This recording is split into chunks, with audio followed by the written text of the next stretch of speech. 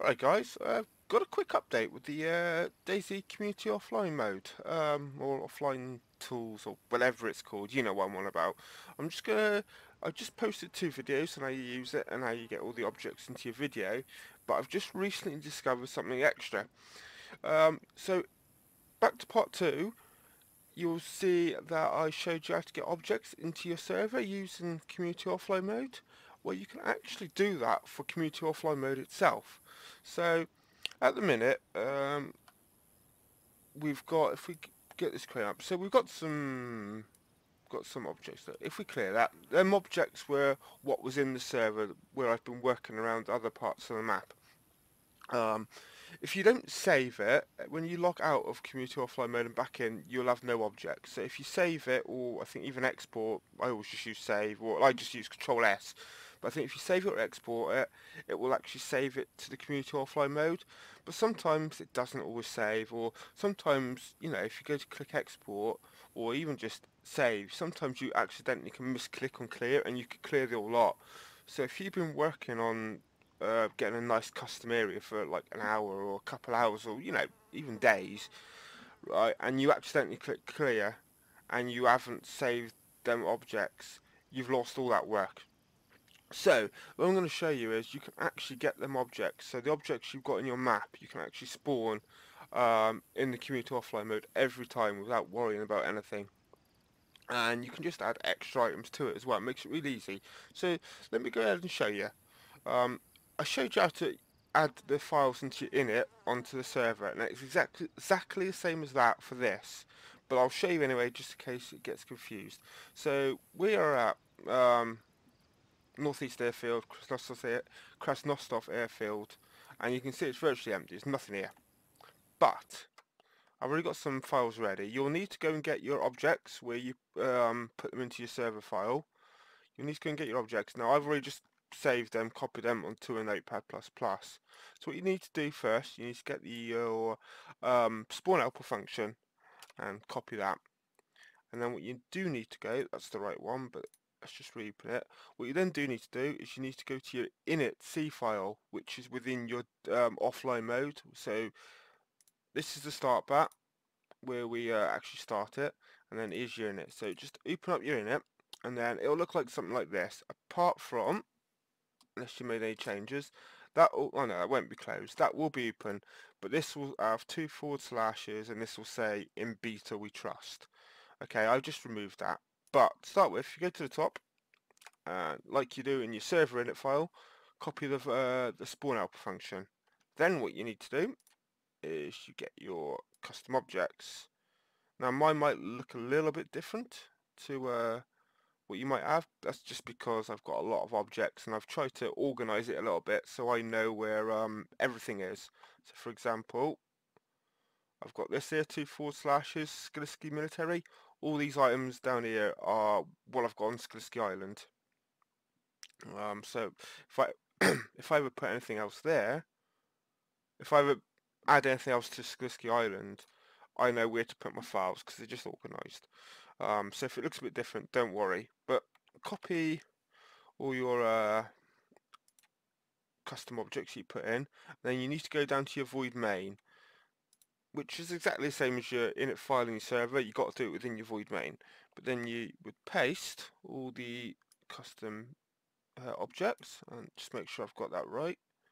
Okay, I don't need that one. You only need the one bracket, so we've got the one bracket there. That's right. I don't think it needs to be, I think if it's red it's bad, so I think I've got something else wrong down here. Probably got two brackets down here too.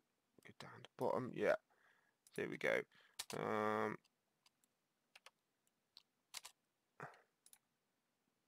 Okay, now I think that should be right because that is right. It's in the bracket there. Yeah, that's fine. Okay, bracket there, so it's closed bracket and close bracket there. That's fine. And just make sure I haven't got. Yeah. The only difference that you will need, well, you don't need to do, is I haven't got the what's it called, the command line to spawn items into your objects, because you don't need items spawning in offline mode. So that's the only difference with the objects I haven't got, is that command line at the bottom. So once all that's done, just want to make sure everything is correct. You click save, always save it. Then you can just close out of that. We'll just close off DAYZ and we'll reopen it. So double click on the offline mode. Now every time you start offline mode, because you've got all them custom objects with the spawn help function in your init file, it's going to load up them objects every time. So if you're working on something and you make a mistake, you could just close out of it and reopen it back up, and you've got your default objects there.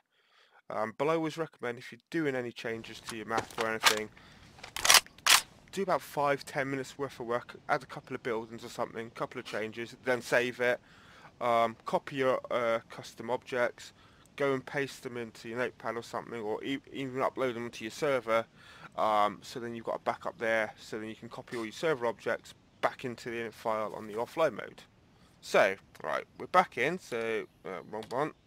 If we fly back up to, okay. If we fly, oh, that was a custom thing, but we'll fly back up to the, you probably just quickly saw a glimpse of the bridge to Skaliski. But look, if we fly back up to the northeast airfield, you can see we've got a lot more items. Well, oh, I was going to say, like, why is there a combine there? But my friend must have put that there. I just can't remember seeing it before now. But you see, we've got all the military that we've added in, all the barracks, I don't know what you call these little shelter things, the hangars over there, little compound with some barracks and tents, some more barracks and ATC over there. So you can see that will automatically load up, and wherever else, you know, I've got some custom down at Balota, I've got a Skaliski bridge, I've got items on Skaliski, and I've got some ATMs, and I've got a custom trader at Altar I've done. So it will load them up. Now if you press, so if you make sure you're in your, actually no, I don't think you need to be in your fly mode, but you can be, but press Y, and if you click this little crane, obviously if you're in here working a long time, guys, remember to put God mode on, so you don't die, because you can die. But you can see we've got all the objects placed, that's all there, that we placed across the map. Most of these are at Altar or somewhere else at below, but they're there. Now you can add extra. Now what I suggest at this stage is, that I find easier, is always work on one area at a time. Don't do a bit there, a bit somewhere else, and a bit somewhere else. Just work on one area. So if you want to work on, add a bit more to the northeast here, just stay on this and add the objects, because what you now can do is you can clear them objects. So you can see there's nothing there. And normally at this stage, if you haven't put all the objects into your init file on the offline mode, all these objects will go. These would all disappear. But because they're saved in the init, they stay here. But what it means now is I could put objects down, and it's like starting from afresh. So it's like this is now part of the standard map. So if I say, like, what could I do? If I said, oh, you know what, I would like, maybe, there's two of them around barracks here, let's make it a little bit even, and say I wanted another barrack, I could, find it, I don't know the actual name of it, there we go, there, we could then spawn that in, and we could put that down.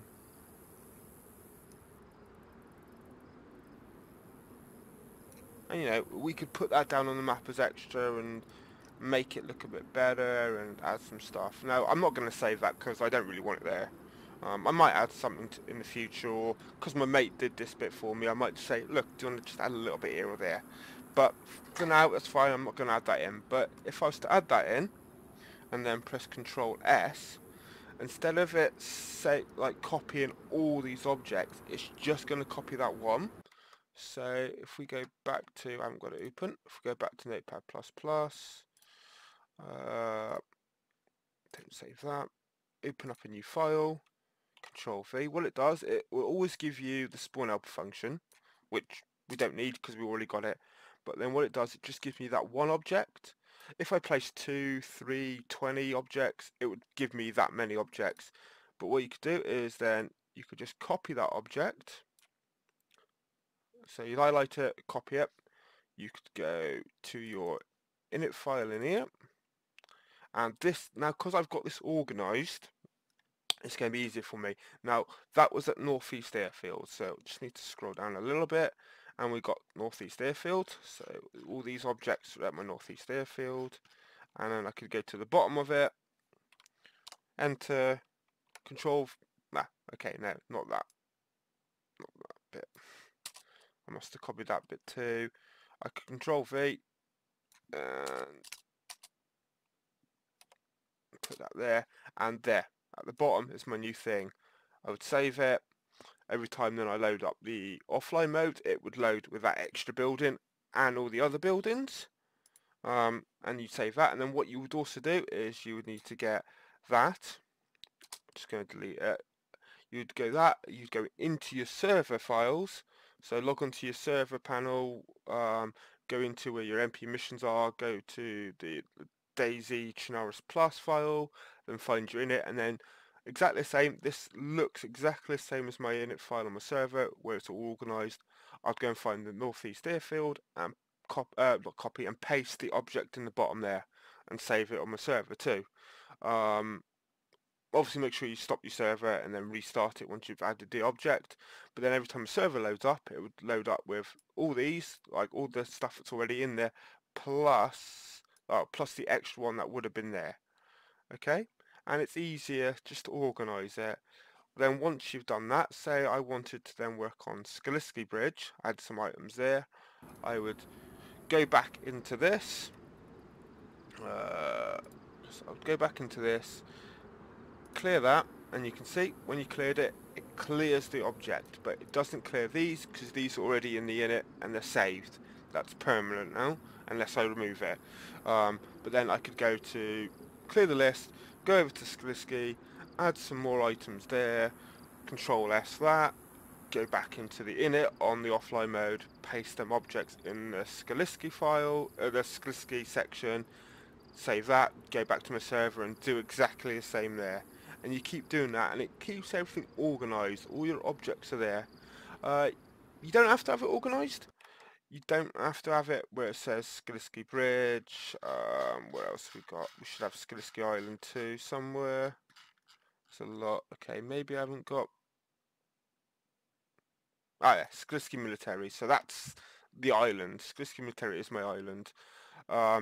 You know, you don't have to have it where it's all sectioned. You can have it where that is all one list. But I don't want that. I don't want that. I want it organised. But if you're not the type of person that doesn't really care and you just want it all in one list, you can do. So yeah, and that's it. And that's how you get all your objects in offline mode, and how you can keep it organised and just make life a little bit easier for yourself when you're working with it. And like I said, every 5 minutes, 10 minutes, whatever, it's always worth saving it. Even if you know that you're really good and you don't misclick and accidentally clear something you shouldn't, it's always worth just saving it, because there could always be that first time where you spent hours on something and you remove it and you've got to do it all again. So guys, yep, that's going to be the last part now in this. I don't think there's anything else that I need to show you guys. I think that's all the basic stuff that you're going to need to know to work with this and to get a nice custom area for your server. So thanks for watching. Until next time, if there's any other suggestions that you want, like how to add mods to your server, how to do other certain things. Now, I will say I'm no scripter. I don't know about scripting and editing mods and all that. I can install mods and I can work with some mod files and do odd basic things, but I'm no actual script. I can't like design mods or, you know, make special things happen, special functions or whatever like that. But if there's any basic things, like I said, how to install mods, how to add stuff to the traders, how to like add the trader in, how to sort prices out on traders, how to put them in different sections, or even how to make a custom trader, just leave a message in the comment box and I'll do my best. So thanks guys, and until next time, have a nice day. Bye bye.